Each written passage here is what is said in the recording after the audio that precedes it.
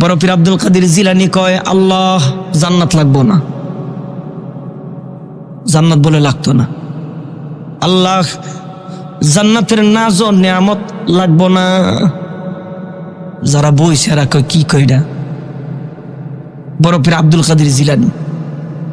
মুরিদানরা সব এদিকে দিক তাকায়, ঘটনা কি রে, কি হয়েছে? আবার দোয়া করে, আল্লাহ তোমার জান্নাত লাগবো না, আল্লাহ তোমার জান্নাতের নাজ ও নিয়ামত লাগবো না।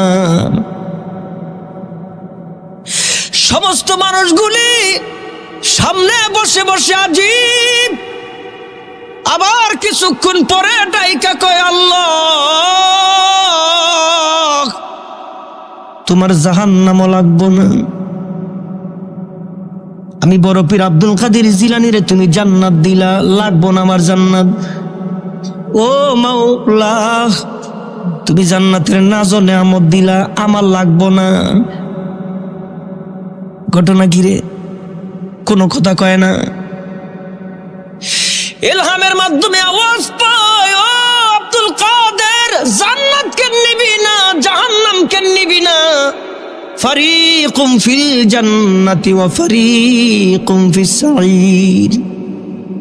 মাঝামাঝি কোনো অবস্থান নাই, হয়তো জান্নাত নয়তো জাহান্নাম, মাঝখানে কোনো জিনিস আমি আল্লাহ বানাই নাই।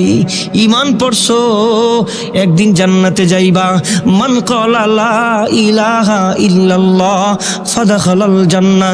ঈমান পড়ছো, লা ইলাহা কইছো, একদিন জান্নাতে যাইবা। আমল খারাপ করছো, জাহান্নামে যাইবা। জান্নাত আর জাহান্নামের মাঝামাঝি কোনো জায়গা নাই। বড় পীর আব্দুল কাদের জিলানী কয়, আল্লাহ তোমার জান্নাত আমার লাগবো না, জান্নাতের নাজ ও নিয়ামত আমার লাগবো না।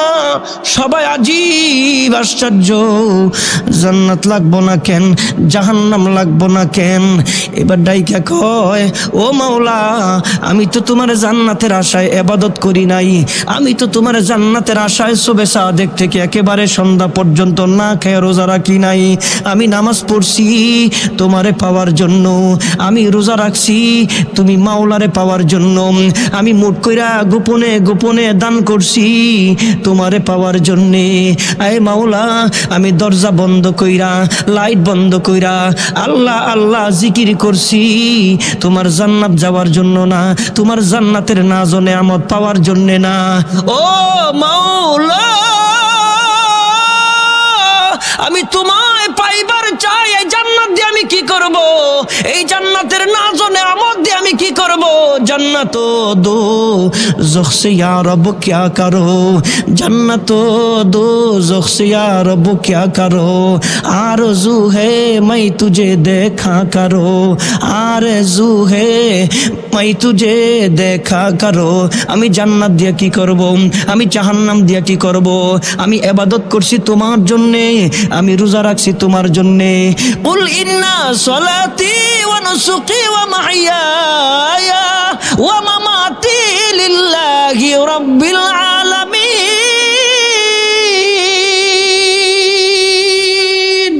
ও মাওলা আমার রোজা, আমার নামাজ, আমার হজ, আমার যাকাত, আমার কুরবানি, আমার যা কিছু আছে সব তোমার জন্য। তুমি আমার জান্নাত দিলা, আমি তোমায় পাইলাম না, দরকার নেই আমার জান্নাতের, জান্নাতের নাজ ও নিয়ামত পাইলাম কিন্তু তোমায় পাইলাম না, আমার দরকার নাই। এরপরে বড় পীর আব্দুল কাদের জিলানী কয়, আমি জাহান্নামে যাইতে রাজি আছি, আমি জাহান্নামে যাব, আমি জাহান্নাম চাই, আমি জাহান্নামে যাব। আবার সমস্ত মানুষ আজিব কি বলে জাহান্নাম চায়, এটা কেমন শর্ত লাগাই দিছে মাওলা, ওই জাহান্নামে তুমি আমার সঙ্গে থাকতে হইব। ও মাওলা তুমি জাহান্নামে যদি আমার সঙ্গে থাকো, আমার জাহান্নামে যাইতে কোনো আপত্তি নাই, তার কারণ আমি সব করছি তোমারে পাওয়ার জন্যে। আল্লাহ নামের কসম করে বলেন, আমরা রোজা রাখছি কার সন্তুষ্টির জন্যে? দুনিয়ার কোনো মাখলুককে দেখাইবার জন্যে না, আমার মাওলা রাজি হইব এই জন্য, আমার মালিকরে রাজি করার জন্য রোজা রাখছি, এই জন্য মালিকের সন্তুষ্টির সন্তুষ্টির জন্য রোজা রাখছি, আমার মাওলা রাজি তো সব রাজি, আরে মাওলা বেরাজি তো কিচ্ছু রাজি না। আমার বন্ধুগণ, এই জন্যে বলি, এই আল্লাহ তাআলা এই একটা মাস আপনারে আমারে বোনাস দিছেন, শুধুমাত্র বোনাস দিছেন এই কারণে, বান্দা আমল নামাটা বাড়ি কর। ও বান্দা, এই 11 মাস গুনাহ করছো, সেই গুনাহগুলি মাফ করায় নে। রব্বে কারীম বলেন, এই গোটা মাহে রমজান আমি আল্লাহ শুধু রহমত দিয়া ভরপুর করে দেই, এই কারণে আমি আল্লাহ গোটা রমজানে 3 ভাগে বিভক্ত করছি। প্রথম 10টা দিন একটা ভাগ আমি করছি, দ্বিতীয় 10টা দিন আমি আল্লাহ একটা ভাগ করছি, শেষ 10 দিন আমি আল্লাহ আর একটা ভাগ করছি। ও বান্দা, জানোনি এই রমজান মাসে আর একটা জিনিস দিছি, ইন্না আনজালনাহু ফি লাইলাতিল কদর। ও বান্দা, তোরে কি না দিছি? তুই গভীর রাতে ওইটা সুবে সাদিকে খানা খাবি, তুই নিয়ত করবি আল্লাহ আমি রোজা রাখতেছি তোমার সন্তুষ্টির জন্যে। আবার তুই এই ইফতারিনের সামনে বসবি, বলবি আল্লাহ তোমার হুকুম ছাড়া আমি হাতে নিব না, তোমার হুকুম ছাড়া আমি মুখে নিব না।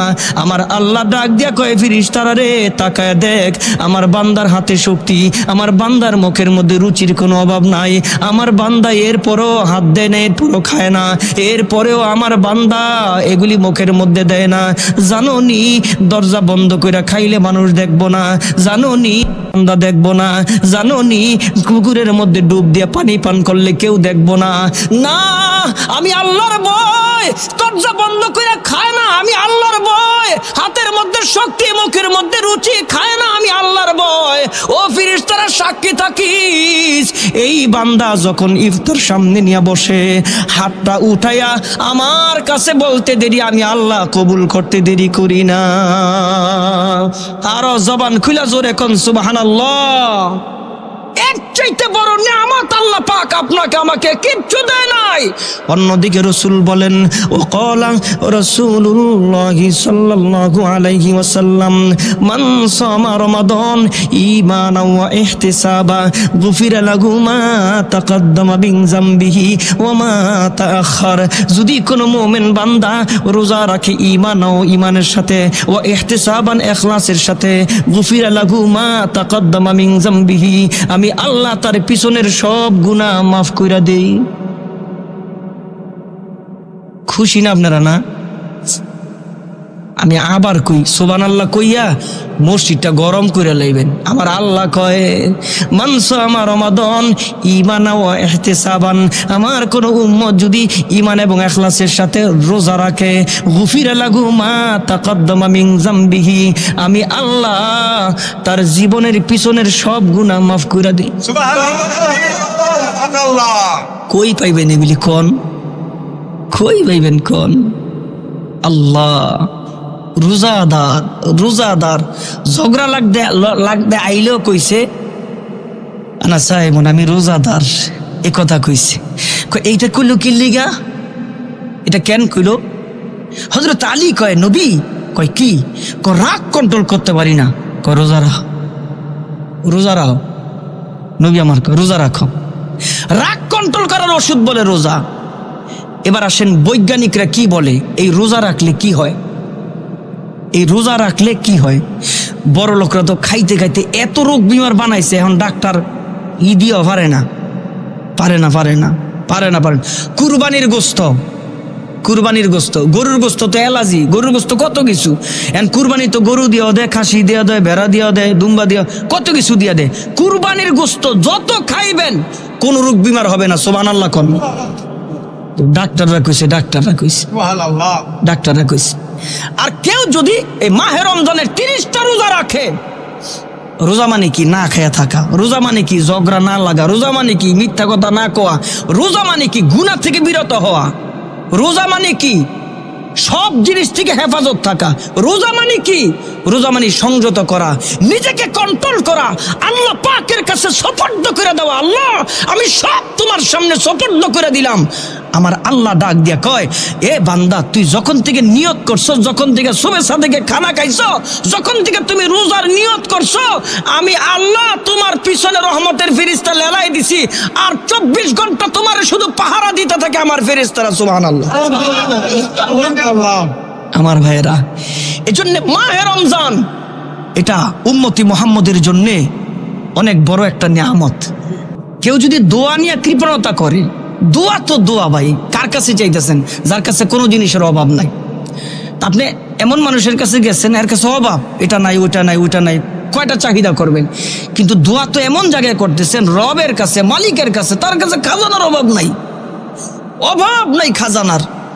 এই প্রতিষ্ঠান যারা সাজাইছেন, এই প্রতিষ্ঠান তো এরকম ছিল না শুরু লগ্ন থেকে। এই প্রতিষ্ঠান যারা মসজিদ, গোরস্থান, মাদ্রাসা যারা সাজাইছেন, যারা আজকে দুনিয়া থেকে বিদায় হয়ে গেছেন, তাদের জন্য তো দোয়া করা দরকার, বেশি বেশি দোয়া করা দরকার। ও ভাই, আপনি দোয়া করবেন, আপনি পাবেন রুহানি ফয়েজ পাবেন।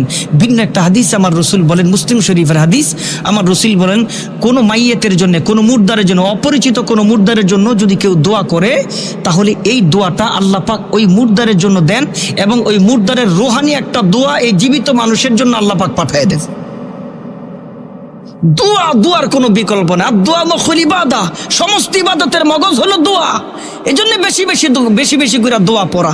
এই দোয়া আমরা পিছনে থাকার কারণে আজকে আমাদের অবস্থা। ও ভাই, বেশি করে দোয়া করি, মুসলিম জাহানের জন্য দোয়া করি, আমি আমার রাষ্ট্রের জন্য দোয়া করি, আমি আমার মাতৃভূমির জন্য দোয়া করি। এই দেশ তো আমার। এই দেশ যদি আজকে আফগানিস্তানের মতন হয়ে যায়, এই দেশ যদি আজকে ধ্বংস হয়ে যায়, এই দেশে তো বসবাস করব আমি, এই দেশে তো বসবাস করবেন আপনি, এই দেশে তো বসবাস করবো আমার সন্তান, আপনার সন্তান। এই জন্য দেশের জন্য বেশি বেশি করে দোয়া, সকলের জন্য বেশি বেশি করে দোয়া। আল্লাহ পাক আমাদের সকলকে তৌফিক দান করেন। সকলে জবান খুলে মোহাব্বতে জোরে কোন আমিন।